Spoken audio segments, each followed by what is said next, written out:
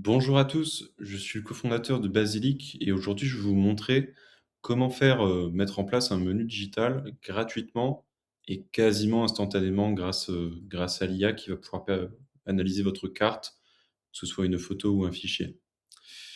Tout d'abord, il faut que vous vous rendiez sur basilic.app dans votre navigateur, que ce soit sur mobile ou PC, et vous allez pouvoir vous inscrire en bas à gauche. C'est gratuit et sans condition.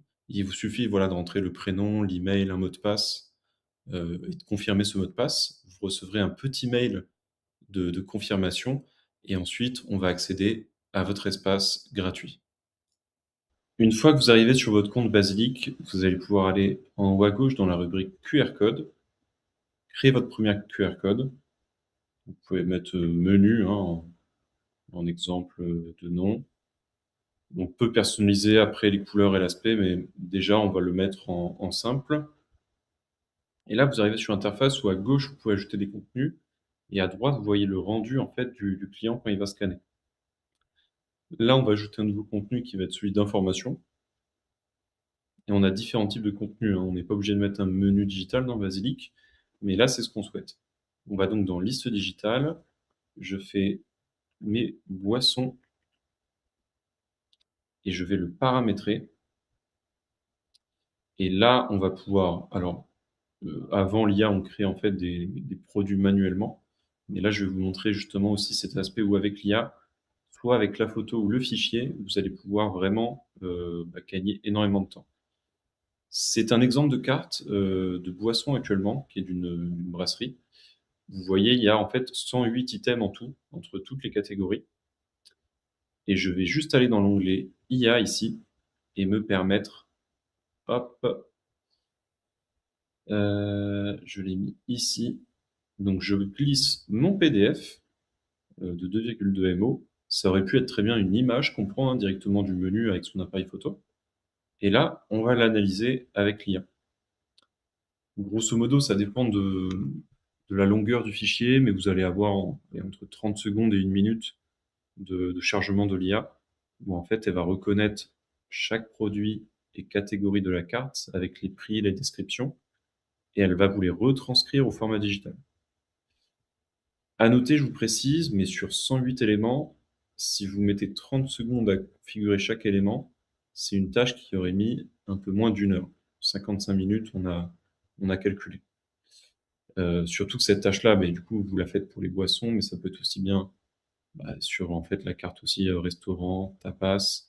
Si elle change tous les 3 mois ou si vous ajoutez des éléments, même toutes les semaines, tous les jours, ça va vous permettre vraiment de modifier très facilement en gagnant énormément de temps. En attendant que la carte charge, vous pouvez aussi voir que, du coup, on peut paramétrer les langues dans lesquelles la carte sera automatiquement traduite. Ça, c'est très efficace, si vous avez un établissement qui comporte beaucoup de touristes. Les devises également. L'apparence, vous pouvez vraiment aussi, modifier l'apparence, que ce soit les items en eux-mêmes, l'image de fond. Des options d'affichage. Est-ce que ma catégorie est fermée ou ouverte par défaut? Est-ce qu'on affiche des images? On peut aussi ajouter une bannière promotionnelle, si vous avez des promotions, des offres du moment à mettre en avant. On a des tags aussi, qu'on peut mettre sur les produits qui sont pré-paramétrés. Coup de cœur, végétarien, épicé. Vous pouvez personnaliser certains tags aussi, à vous, si vous voulez mettre en avant des produits, selon des critères qui vous sont propres. OK, donc là, on s'est retrouvé 30 secondes après. On voit que notre carte des boissons est du coup prête et qu'en fait, on va pouvoir naviguer à l'intérieur.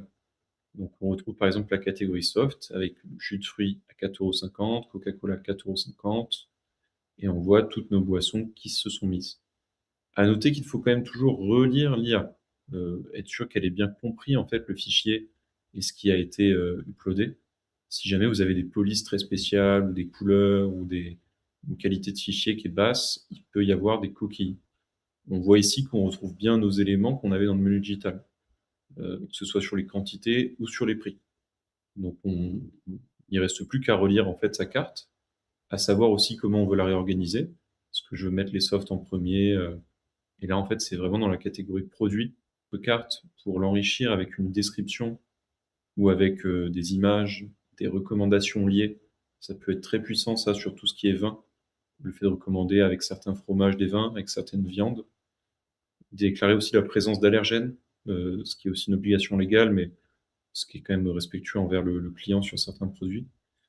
Et ajouter aussi une image pour mettre en valeur des produits, typiquement des cocktails ou même des produits alimentaires, hein, que vous voulez mettre en valeur pour donner un peu l'eau à la bouche, sachant que ça marche très bien sur tout ce qui est dessert, évidemment.